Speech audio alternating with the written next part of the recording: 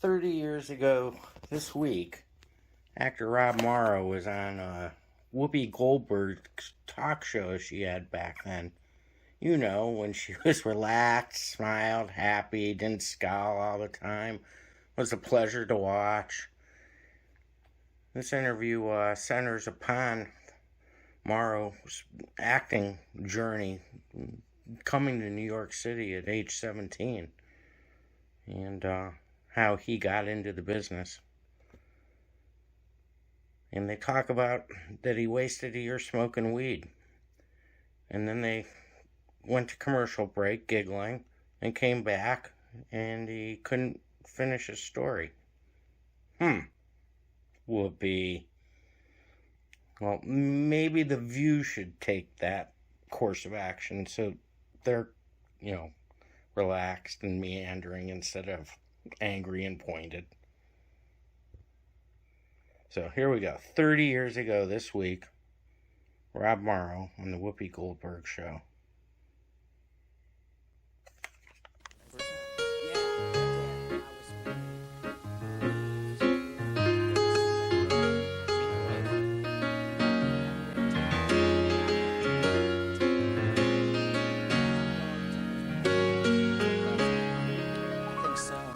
So, what's up, buddy? How you doing? I'm cool. I'm sitting here with Rob Morrow, the man, Northern Exposure. Yeah. You made the best dress list, honey? Yeah. Actually, for me, this is a big honor. When my agent, or someone told me, I called my agent, I said it was more important than the Academy Award to me, because I mean, not really, but I'm a bit of a clothes horse, so... You like clothes? I love clothes. Because I just got voted the worst dressed woman on television, which perfect. I was thrilled That's perfect about. way to get it. Now, who are you wearing? Oh, because I love these I pants. don't know. These are Biblos, yes, Italian. I like them. And I don't know who this is, and the shoes are Yamamoto. Ooh. And the jacket is Hugo Boss.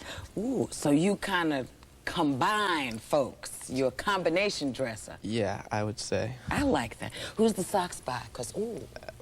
They feel good? Yes, they do. Yeah, it feels good to me. Thanks. I'm sorry. It's the ring on my finger just makes my hand go after socks. Sure.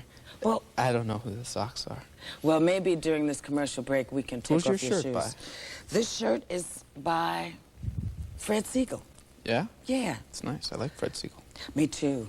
I could shop there for weeks. They like me over there. I bet they do. The stores love me, man. Oh, boy. They love when I come Well, we in. ought to go shopping together after the show. Cool. All right. All right. We'll be right back with Mr. Rob Morrow. Yes, baby. I can go into...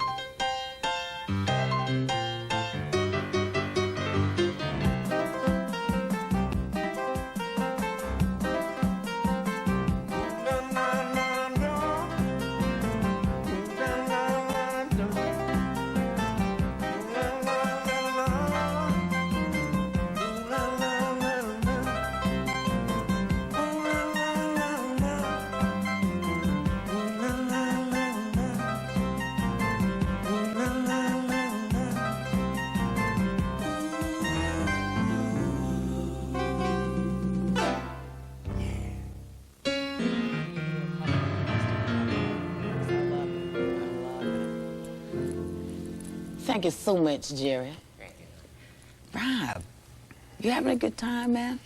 Yeah, I feel like we started off on such a superficial note about my clothing, though, so let's talk about, like, God or something to counterbalance it or something. I have some substance, maybe. Well, tell me then about you. Where did you come from? Because I think most people people Where do we all just... come from? Well, from the womb. Yeah. But to go back to the womb would take more than the half hour we got. Right. So, well, you never know. Well, then tell me about the trip from the womb, baby. The womb, coming out of the womb was tough, was difficult. It was a rough journey. Was it loud? It was loud, it was bright, it was wet, you know. Was it frightening? Did you feel as though you could go back if you needed to? Sorry, what? Did you feel like you could go back to the womb if you felt that you weren't welcomed on the outside? I didn't feel it then, Whoopi, but I think I feel it now. Do you feel it when you're with people you love or when you're out there by yourself? Oh. I think by myself. Well, that's bad, right? did you have a good... See, honey, we can go anywhere, Good, you fine. know? We can go anywhere. Now, the reason I asked mostly about the clothes is because I think people who watch the show... This show? No, watch your show, Northern Exposure, right. would not think of you as a clothes person. And right. I'm not sure whether that's because they have decided that you actually live in Sicily, Alaska. Yeah, well, they do that. You know, I'm definitely not the character I play on the show. Where did you grow up? I grew up in a few places, but Westchester, New York, and Southwest Miami, Florida, and New Hampshire for a couple of years. And then I moved to Manhattan when I was 17 and a half and started working in the theater there. On your own? Yeah. Wow. Yeah, which in retrospect is a little crazy, but, you know, there's something about being 17 and a half. You can be somewhat optimistic, blindly optimistic, and jump in. Although I did hibernate for the first year. Where did you go? What prompted you to go to New York? I mean, as opposed to going to L.A. It just seemed instinctually, I guess, or whatever I had read about how actors start, it seemed to me that the idea of working on the stage is something that one should one can learn the craft better, right. You know, because you have a sense of the whole. You experience a whole journey of a character, and you have to, you know, you have a kind of autonomy, and so it just instinctually felt like the place to learn how to act. Yeah. The other great thing I think about being on a stage is you sort of get to hear what you're talking about. You sort of get to understand that there is a reason that you say these things and that things flow together. Yeah, that's what I mean, because you'll be on a set somewhere and they'll want to pick up a line. You know, we were shooting yesterday and someone was going to pick up one line, and it was like, it's so out of context, and so, but you're right, yeah, and if you do it enough, eventually that becomes just a part of your process, so that you can probably unconsciously apply that to your day on a set, you know, when it's broken down into pieces. So what do you do when you're 17 and a half and you move to New York to be an actor? I tell you, I hibernated. I had a couple buddies. We got an apartment on the Lower East Side on St. Mark's Place, and I sat around. I smoked a lot of pot. I just smoked pot and did nothing and bummed cigarettes on the street and was scared. Right. You know, I mean, I didn't know it. If you would ask me, I was like, I'm not scared enough, man. I mean, I don't care. Yet, in retrospect, I realized that I just hid in this place, in this little... I didn't go out of the East Village. I mean, I didn't even know there was another part of the city, really. Right. And then slowly kind of worked my way into the theater community through doing a lot of technical jobs. Right. Yes, I know about that one. Yeah. Yeah. Yeah. You see, you start doing the lighting stuff, and you start doing the backstage stuff, and... But it's great, because that's you how you can learn. either do that, or you can complain about not having an agent and all that stuff. Yeah. And I didn't really get into that too much. I just figured I wanted to be around it, and nobody was going to hire me as an actor, so I got in that way. So how did you get hired as an actor? Well, you know, simultaneously to this, I would work in, you know, way off whatever, any kind of strange, anyone who would let me act, I did. But then eventually I was working as Michael Bennett's assistant on the L.A. production of Dreamgirls. Right. And through all of the jobs I had done, it kind of led me there, and which was a wild experience, because he was he was obviously one of the most brilliant directors of musical theater in, you know, of this time, of this ever, and yet he also was like the most self-destructive person I'd ever seen. I'd never seen anyone, and that analogy of a light that burns half as long, bright, or something like that. One of my jobs one day was to go. He would smoke relentlessly, just constantly smoking cigarettes, and we were in rehearsals, and he got very nervous, and he came up to me and he handed me $40 and goes, Rob, come here. I was like, what? Because I want you to go out and get me $40 worth of Bic lighters. I want them in every place in this room, no matter where I look. I want them a Bic lighter, because he couldn't like find a light for his cigarette, and that was, you know, that was his the way he operated, I guess, from this. I mean, I wonder sometimes if could he have created what he did without that self-destructive side? Does it come? Do they work hand in hand? You know, a lot of artists think that if they were healthy or past a lot of their crap, would they be able to then create? Well, it is a common question. I mean, you know, when you look at people like Hendrix, you know, or you look at Janis Joplin, or you look at, I don't know, Freddie Prinze, or any of these folks, you know. Dean and... Yes. You know, you begin to wonder whether, because it's a real scary thing if you have these crutches to start with. Right. What happens when you put them down and you have to face a different kind of reality? Right. How did you avoid it? I don't know if I have. I mean, You're here. Yeah. It'd be kind of dumb for you to I'm not start self-destructing No, now. I'm not that. I don't know, you know, I don't know. One way I avoided it was, for me, I know that to be a good actor, I need access, right? And in order to get access, in this particular person, I need to be able to be clear and lucid, and I can't really go off on too many binges of, you know, I can't drink too much for too long, and I can't like run around too long, because I feel it affecting all of me. So I can't do what's most important to me, which is my work, you know. And fortunately, which I think is a great thing about acting as a life choice, is that they seem to, there's benefits, there's dividends for your life, you know. If you need access for your acting, you get that in your life as well. Who do you like watching? Wow. Actor-wise. I love so many people, you know, of so many different times. You know, Albert Finney comes to mind, Peter O'Toole, Hoffman, De Niro. The younger people, I love John Malkovich. He really interests me. Holly Hunter, I think. Denzel Washington, I think, is amazing. You know,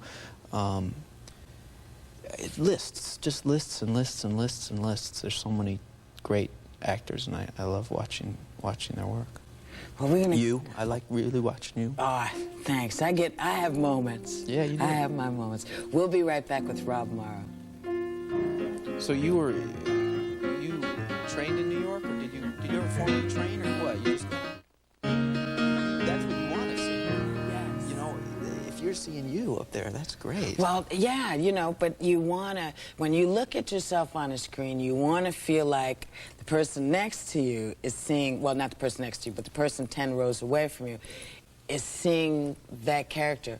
But as the actor, you know, you're sitting there going, no, that's me. Right. Well, it's me. interesting you said it, because being back to like the tabloids and stuff and the press is, I think it's really unfortunate that that actors have to be so scrutinized, you know, because as a result, I mean, I love movie stars. I just love them. You know, they're just the coolest people, and I love watching them. But so often, I'm caught up in a movie star as opposed to the journey of the story. You know, we don't care about stories so much in this society. That's why so many of the movies are personality generated. You know, and as a result, I don't think things sink in the way they could. You know, the way myths used to affect societies before, and movies seem to be our myths now. But it's not.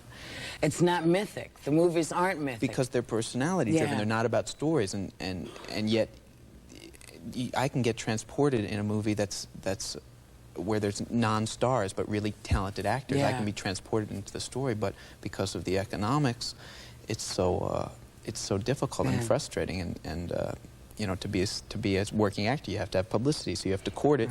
But then, you know, you reveal yourself, and it's this cycle that's. Do you think that the public has the right to know? I've been dying to ask. I'm starting to ask a lot of folks this. Do you think the public has the right to know every, like, nuance in your nose and your backside? Absolutely not. I don't think, you know, people say, oh, well, you became an actor and you knew you were going to be famous, and yeah, but I didn't sign a contract. I didn't sign a contract. And the other thing is, I think that there's some responsibility on the part of journalists. I mean, the people that backed off of Arthur Ashe are so cool to me. I don't know who they are, but those journalists that knew that and backed off, that's like a responsible person in this society. And then the jerks, the rats, these people that are they're not helping at all, you know, that go after him or anyone, or you know. Well, you've had to deal with them of late. Yeah, a bit, you know, and it's incredibly invasive, and you can't. You know, I haven't dealt with it enough to really have perspective, but I do know that no one told me I was signing a contract to reveal everything about who I am. Well, it's not even that you have to reveal it. They will go and find it and construct it in their fashion. They'll make it up. Yeah. I mean, it's exactly what you're talking. Harry Hamlin and you know, it's insane. I mean, they'll just literally make it up. And they are. they are ruthless and relentless in their pursuit. That's what I don't understand, because these people were calling, and they called my my assistant and said that I was delivering some flowers to a woman and didn't leave her name. You know, they called my father and said I was trying to take out insurance and that they needed to check some facts. They just were relentless, and so I had my publicist call them and say, "What's going on? What do you people want? You want an interview?" And they were like, they didn't want it. Yeah. And I wasn't going to give it to them, but we presented to them with giving them, you know, the scoop, and they didn't want it. They wanted to make it up. Well, you've managed to keep a sense of humor about it. I guess I'm young at it, you know. Yeah. Well, talk to me in 5 years. Keep laughing. I want to talk to you about your movie. Thanks. You got this great half-hour film you did. I hope it's great. It was the most satisfying thing that I've done creative. It's called The Silent Alarm. The Silent. And it's about a 7-year-old boy in 1970 in this kind of very idyllic, like Spielbergian kind of suburb in America, and his home gets invaded by this man selling alarms door to door, and the guy ends up living there and having this thing with this kid's mom and wreaking havoc on the kid's psyche, unbeknownst to the mom, very subtly. Right. And eventually it spirals into a kind of very veiled child abuse. Right. The kid sees the man going through the mom's jewelry and kind of thinking about stealing it, and the man sees the kid and he threatens his life, and the kid shuts down, and eventually the mom picks up on it and has the man sent away. And, right. But what's unusual about it is that there's no dialogue.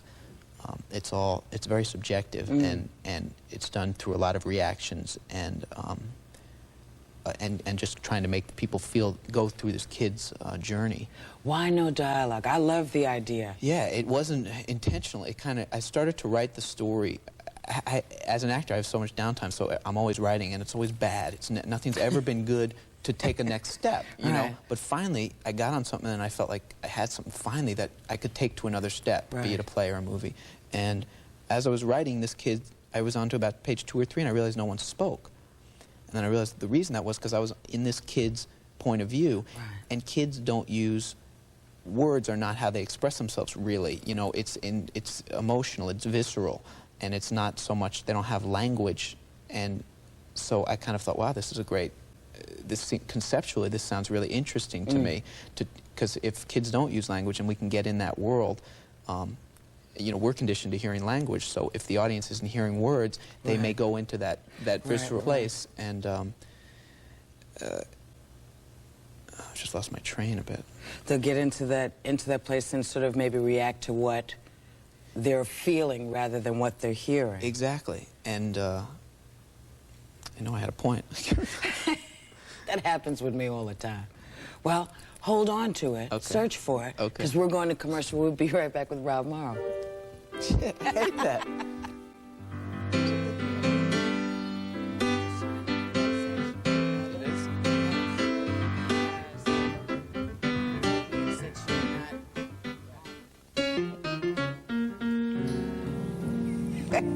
What are you laughing at? Well, because, you know, they have to signal me to go in and out, and sometimes I'm fooling around before we come in. And Sandy just ignores me. He just acts like I'm not here and fooling around. He just counts down. It's like my mother. It's like, I don't hear anything you're doing because we're doing this now. So that's why I was chuckling.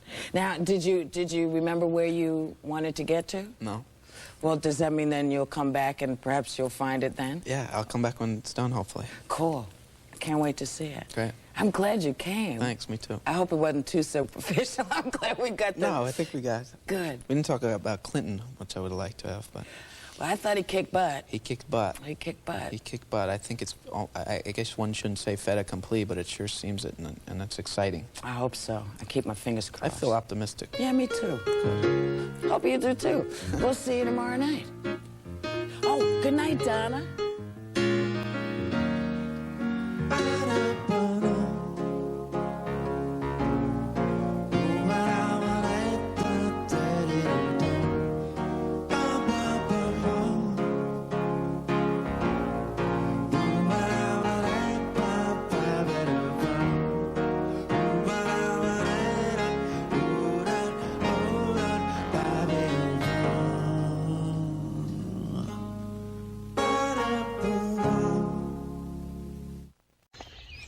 Thanks for watching Cleveland Live Music.